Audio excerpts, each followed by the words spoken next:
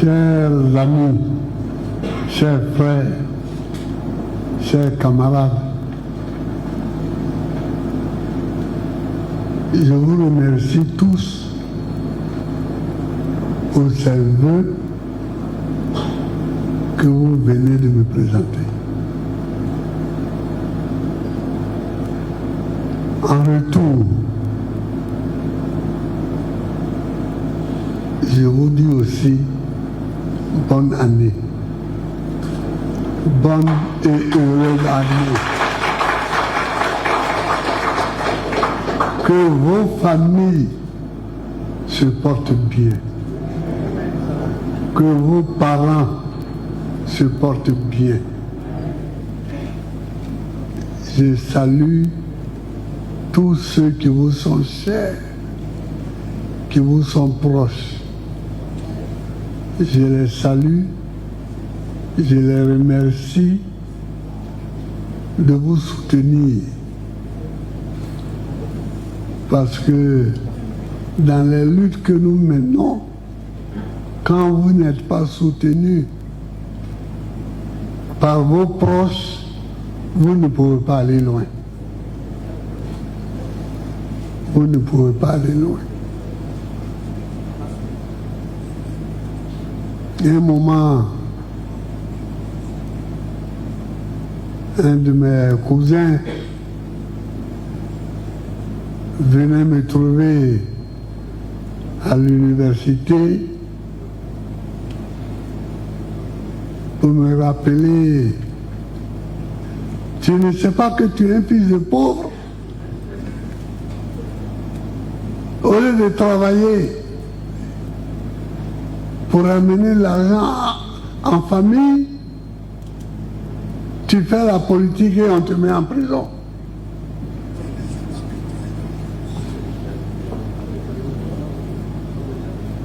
Mais aujourd'hui, quand j'ai été président de la République, quand j'ai été élu, le lendemain, j'ai trouvé ce cousin-là assis à la maison, me disant qu'il était venu me féliciter et qu'il avait quitté son boulot parce qu'il attendait que moi, je lui donne un nouveau boulot.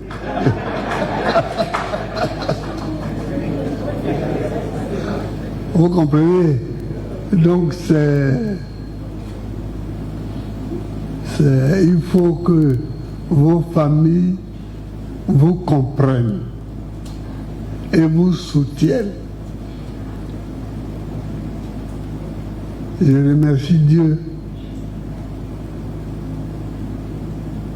pour l'entente que vous avez dans vos familles. Et je le prie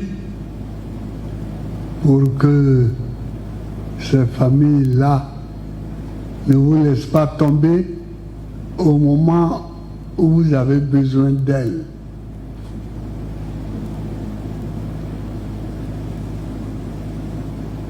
Chers camarades, chers amis, on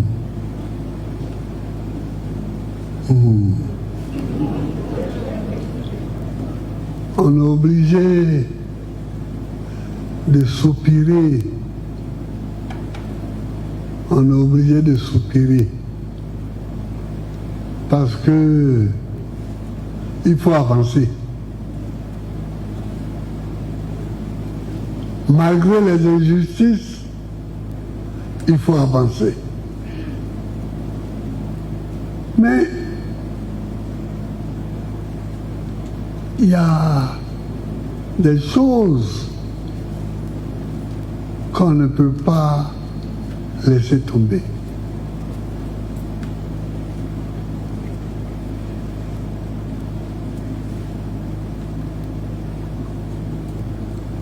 Ici, aujourd'hui, c'est à moi que vous présentez les vœux. Mais je ne suis pas le plus ancien militant.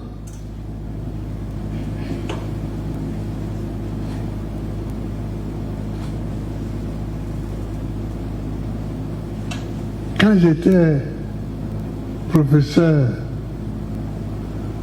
au lycée, les Hakouns militaient déjà.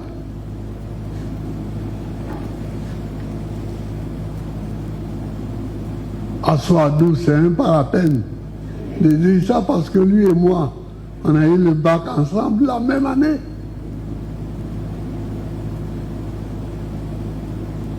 Voilà un ici.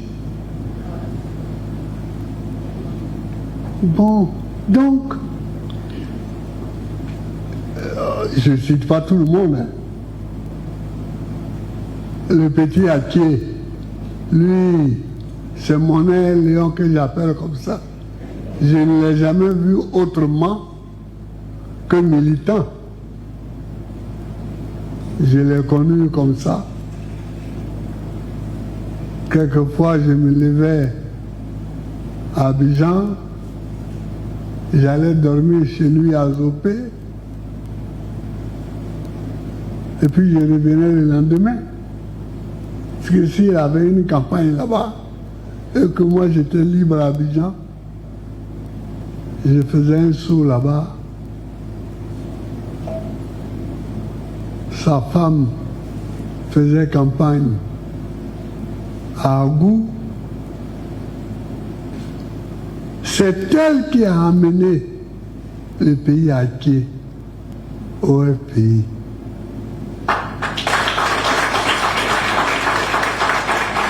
Parce que les acquis étaient USD avant. Mais ils étaient USD.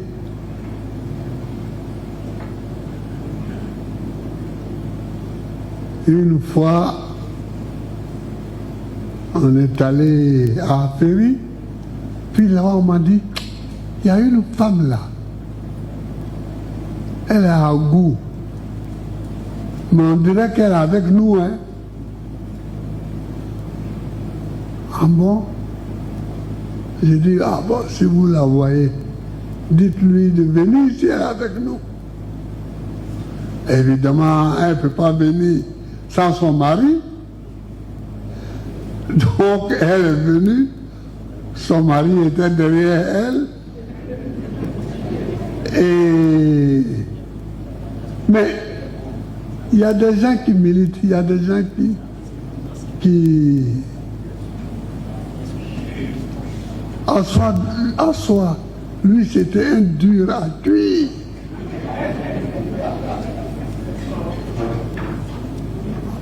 Je suis fier que vous me saluiez, mais je n'oublie pas que avant moi, avec moi, après moi, il y a des gens.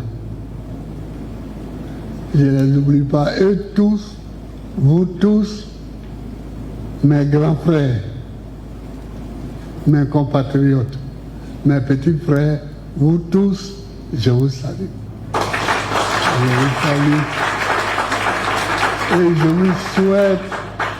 Et je vous souhaite à vous tous une bonne année 2026. N'oublions pas une chose.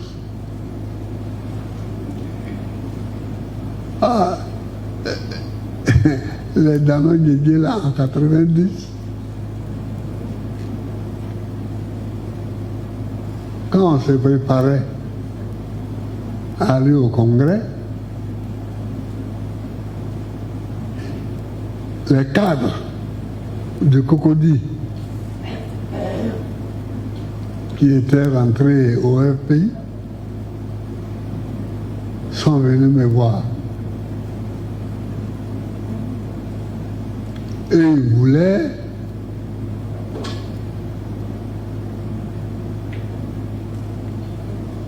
un quota plus grand.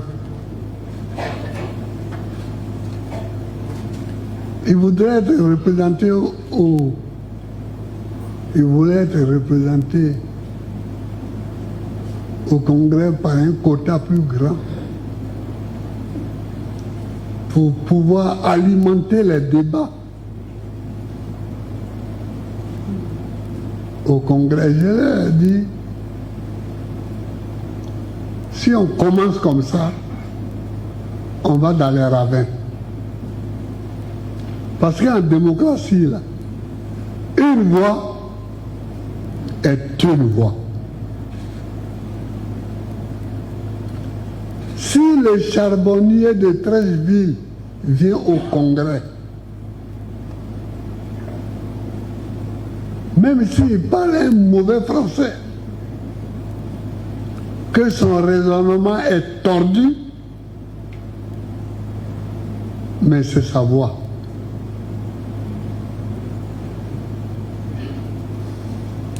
C'est sa voix. Ce n'est pas en le submergeant artificiellement de professeurs, d'étudiants venus de Cocody qu'on va relever le niveau du Congrès. On ne va pas au Congrès pour relever le niveau.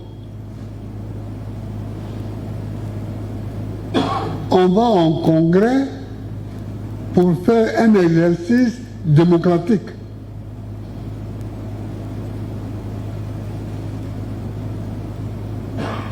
Mais Dano est encore là. Il n'est pas parti parce que je lui ai répondu comme ça. Ils ne sont pas partis parce que je leur ai répondu comme ça. C'est là qu'on voit la différence entre des gens qui sont démocrates et des gens qui ne le sont pas.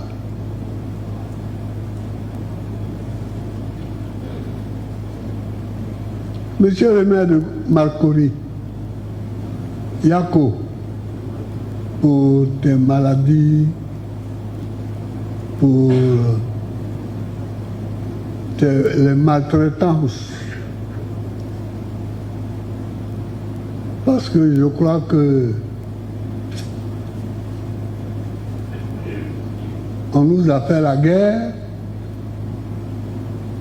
on n'est pas mort, mais on porte les traces dans nos corps de cette guerre-là. Dans nos traces, dans nos corps, dans nos portefeuilles, tous, nous portons les traces de cette guerre-là. Yako. Yako.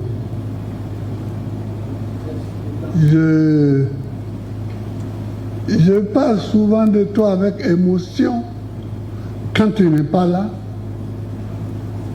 parce que je me souviens d'une conversation qu'on a eue. J'ai dit à Marcory, il y a des ministres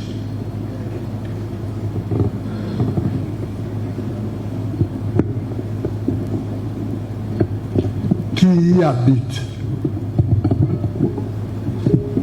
qui ont dirigé ce pays. Il faudrait que tu essaies de voir si on ne peut pas donner leur nom à des rues.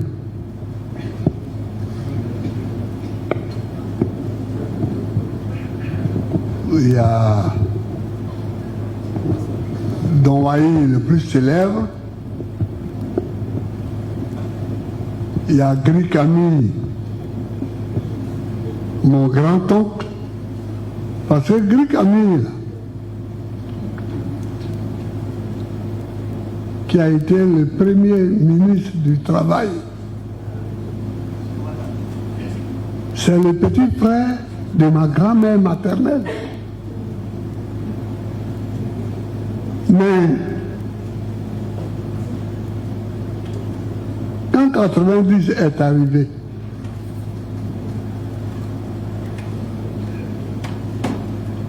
on ne se fréquente plus. S'il est revenu de prison, c'est vrai,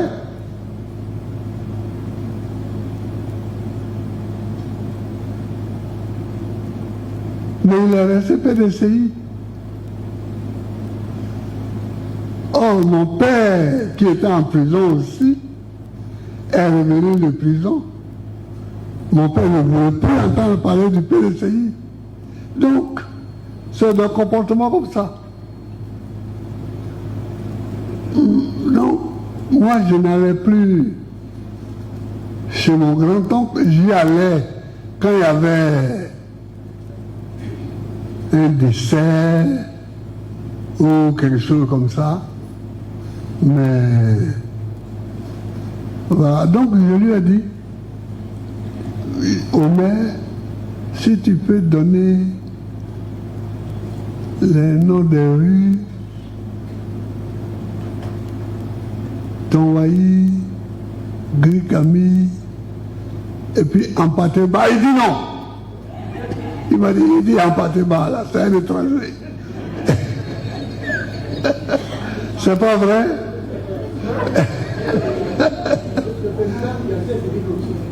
Hein? Oui. Il y a assez, Philippe, tout ça, bon, on avait des discussions comme ça. Vous savez, la lutte politique, c'est pas seulement la recherche du pouvoir, c'est tout ça, ça fait partie du combat politique. Donc, il faut que nous nous fixions des points de repère. Vous les femmes, vous les jeunes,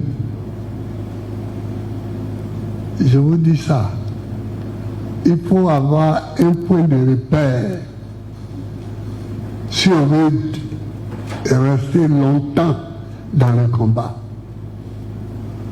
Sinon, on peut venir un moment et puis aller. On sort. On sort.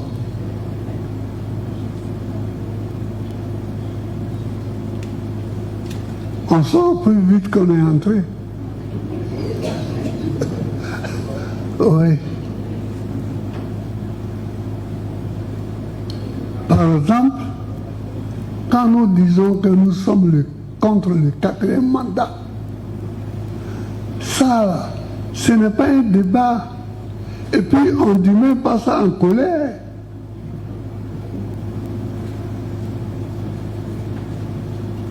Mais c'est comme ça que le pays doit être. Si la Constitution, que le président de la République peut faire 2 mandats, mais pourquoi il en fait 4? Pourquoi? C'est tout simplement ça. Or, c'est en se posant de bonnes questions comme ça qu'on reste longtemps dans le combat. C'est pourquoi, chers camarades, je vous demande dès à présent de respecter nos statuts et nos règlements intérieurs. Parce que celui qui aujourd'hui ne respecte pas nos statuts et notre règlement intérieur et les décisions du comité central, demain, il ne sera pas en mesure de respecter la Constitution. Pourquoi il va respecter la Constitution? Il n'a jamais appris à respecter les règles établies. Alors, donc, le parti, c'est une école aussi. Sinon, pourquoi on se retrouve là? Pourquoi on se retrouve? Sinon, chacun peut rester chez lui et puis mériter. Dire je suis contre le pouvoir, j'attends que le vote arrive et puis je vais les foutre dehors. Mais si on vient, c'est pour avoir une marche commune. Quand je dis une marche commune, ça veut dire c'est pour avoir un combat commun, des références communes, des règles communes, des projets communs. Et l'un des projets, c'est de respecter les règles qu'on se donne. C'est de respecter les règles qu'on se donne. Et quand ces règles-là sont respectées, ça fait 50% de problèmes en moins dans la gestion.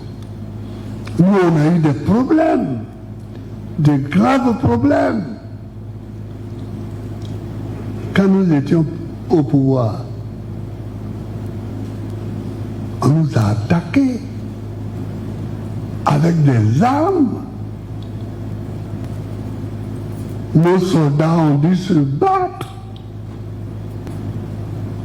Nous avons dû parcourir presque toutes les capitales d'Afrique pour négocier.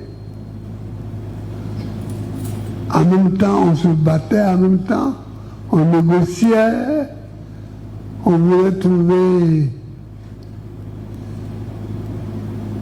Mais pourtant,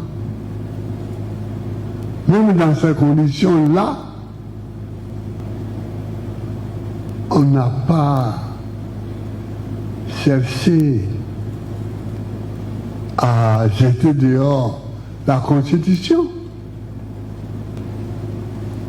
Parce que c'est dans les conditions difficiles qu'on dit, bon, comme c'est dur là, on va mettre la Constitution un peu de côté pour pouvoir passer. Mais jamais nous ne l'avons fait. Jamais. Les députés étaient à l'Assemblée. Ils siégeaient. Ils discutaient. Nous gouvernons dans les règles de l'art,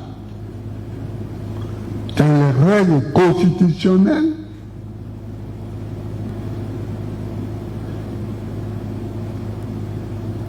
Donc,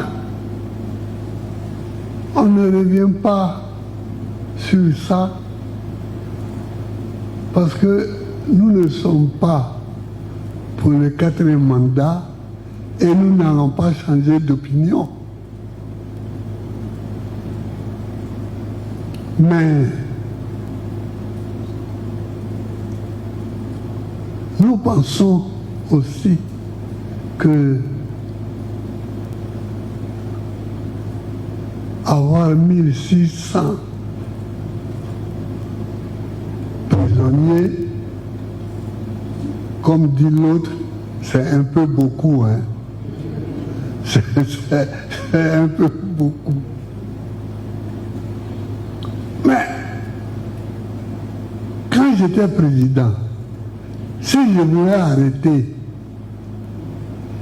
des gens qui se mettaient hors la loi, c'est-à-dire des gens qui avaient pris les armes contre la Côte d'Ivoire, on allait avoir combien de prisonniers? Voilà, Gaïela Cadet.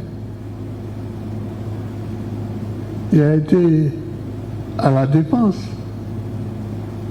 Il était d'abord directeur de cabinet du ministre de la Défense, puis ministre délégué à la Défense.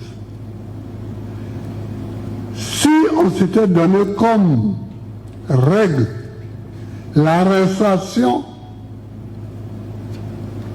de ceux qui ont pris les armes, peut-être qu'on allait avoir 5 000, 6 000 prisonniers. Mais est-ce que c'était bon pour le pays? Parce que plus on allait les arrêter, plus leurs amis allaient prendre les armes, et plus ceux qui les ont envoyés allaient acheter des armes pour donner à d'autres. Moi, je suis allé une fois en Libye pour une réunion de l'Union africaine, et Kadhafi m'a reçu, on discutait.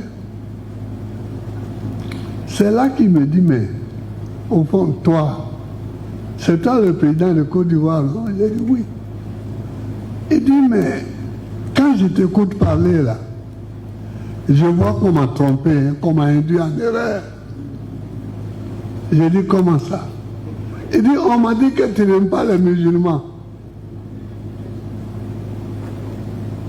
J'ai dit, mais ma femme qui est dans l'autre salle, avec qui je suis venu, là, elle est musulmane.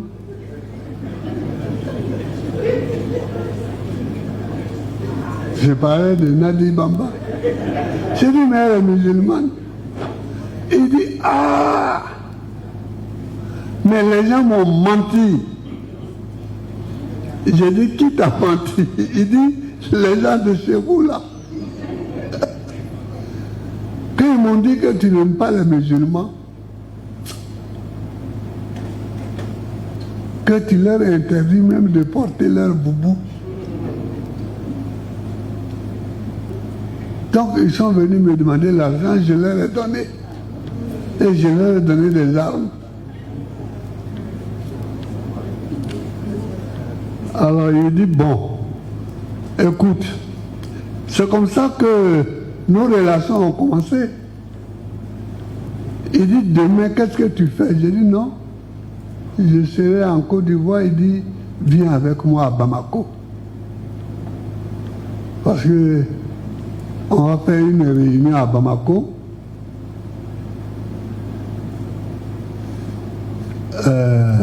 La Libye y sera, mais viens, je vais aller leur parler. Parce qu'ils sont là-bas. Donc j'ai compris que c'était les chefs d'État de la sous-région, que c'était les chefs d'État de la sous-région qui avaient parlé. On est parti. Mais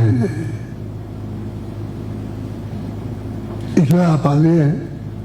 Il a parlé bête. Il a parlé bête. Il dit, vous venez mentir. Quand vous cherchez l'argent, au lieu de me demander l'argent, je vais vous donner. Vous venez dire, oui, un tel, il n'aime pas les musulmans, un tel. Voilà, bon.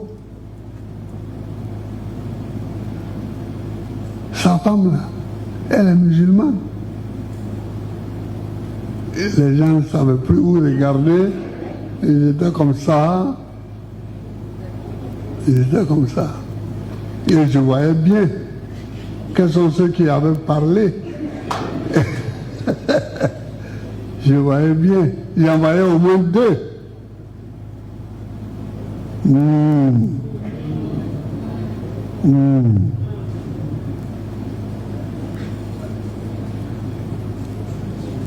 C'est comme ça que j'ai ouvert une ambassade au Tchad. Parce que les armes venaient de Libye jusqu'au Tchad. Et de là, on les transportait au Niger. Et du Niger à Ouagadougou.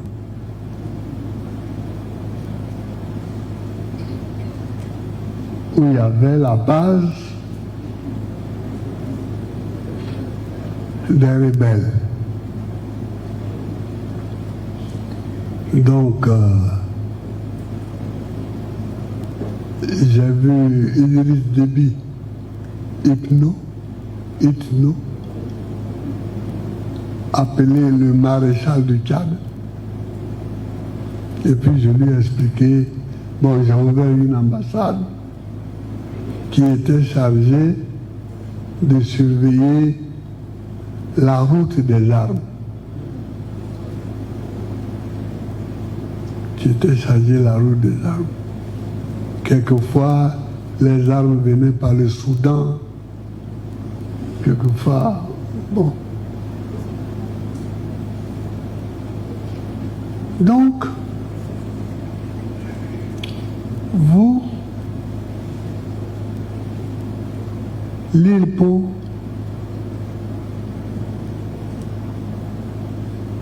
je vous demande de travailler. Je vous demande de travailler. L'objectif, c'est de travailler pour la libération des prisonniers d'opinion.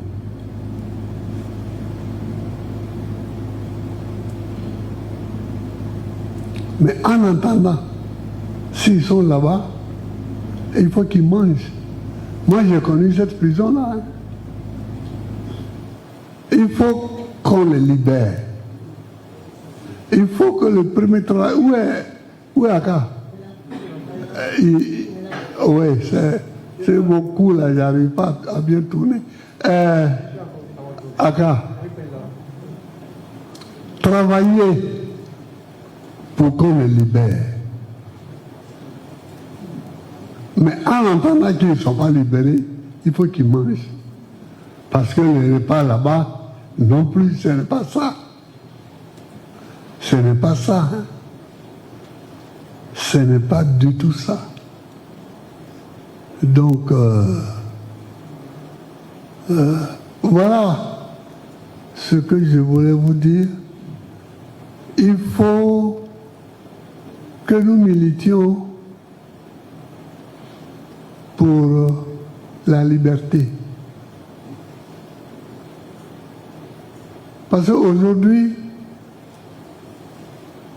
ce qu'on appelle le mouvement de gauche, c'est la lutte pour la liberté. Il faut que les prisonniers d'opinion soient dehors, qu'ils aillent rejoindre leur famille. Il faut qu'il y ait la liberté d'expression. Il faut qu'il y ait la liberté d'expression. Il ne faut pas que quelqu'un, avant de parler, il regarde à droite et à gauche pour voir s'il n'est pas écouté.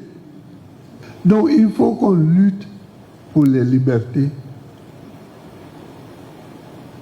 Les libertés d'expression, liberté d'opinion.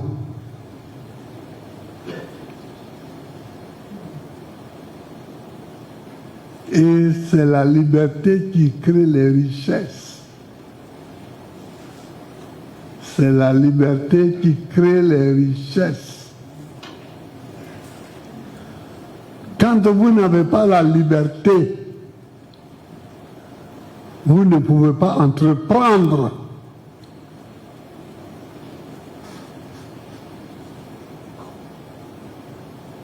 Pourquoi tous les gens vont en Occident? Tous les Africains là, ils sont dans les bateaux. Les Arabes, ils sont dans les bateaux.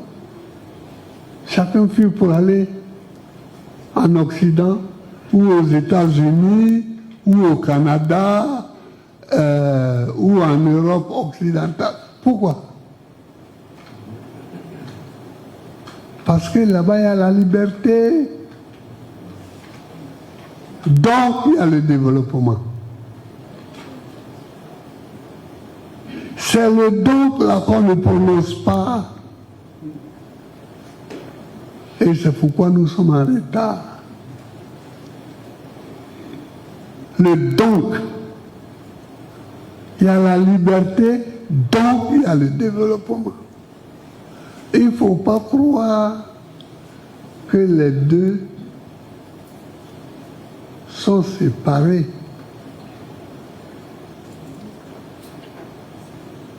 Moi, je pense que Dieu a quand même aidé un peu les Blancs en leur donnant un climat de cochon, parce qu'avec l'hiver, ils étaient obligés de trouver des coins où habiter.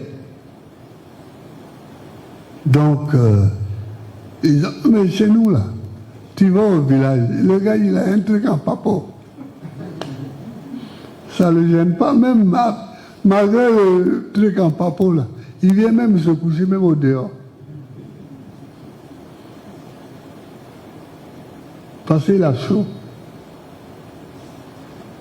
Mais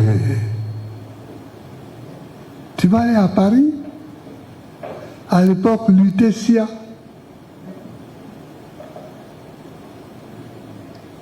Et puis tu vas rester au dehors. Ah, c'est que tu as décidé de mourir. Donc ils étaient obligés de travailler pour trouver des abris. C'est pour ça qu'il y a beaucoup de grottes là-bas. De creuser des grottes pour aller dedans, pour aller rester dedans. Et après ça, ils ont construit, ils ont inventé les maisons. Donc Dieu leur a donné un coup de main en les faisant vivre dans des endroits difficiles. Donc luttons pour les libertés. Luttons toujours pour les libertés. Les libertés. Les libertés.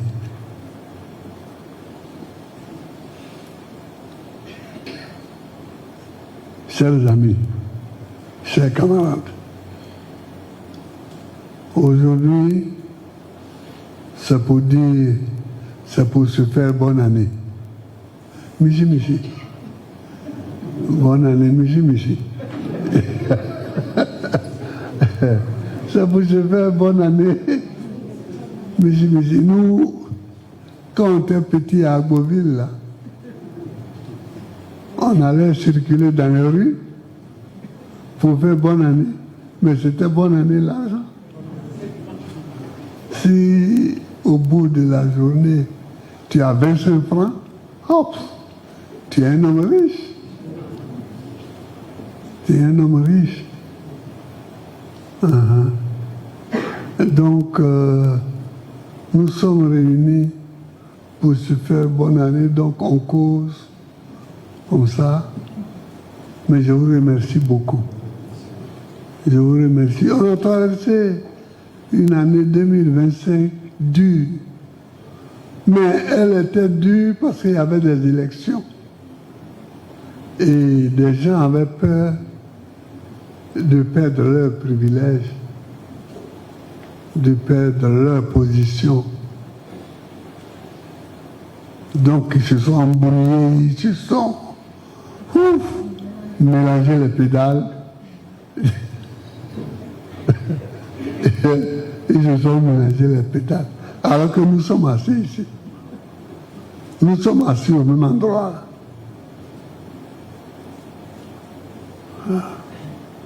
Allons doucement, doucement, comme on a l'habitude d'aller.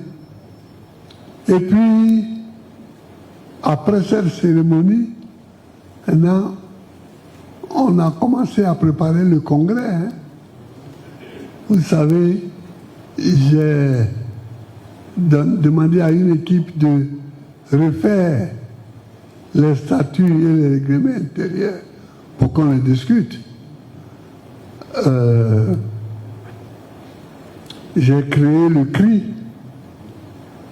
pour qu'une équipe fasse le tour pour vérifier l'implantation du parti,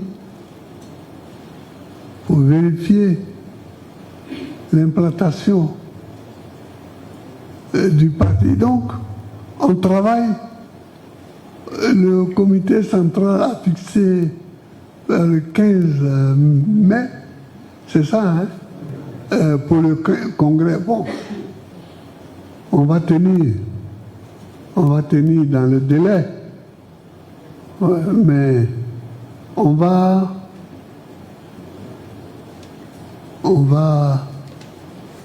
prendre les problèmes un à un et les faire étudier par des équipes. Ceux qui refont, ceux qui vérifient et qui refont l'implantation du parti, ce n'est pas les mêmes qui font et qui vérifient les statuts. Voilà. Ensuite, on renouvellera la commission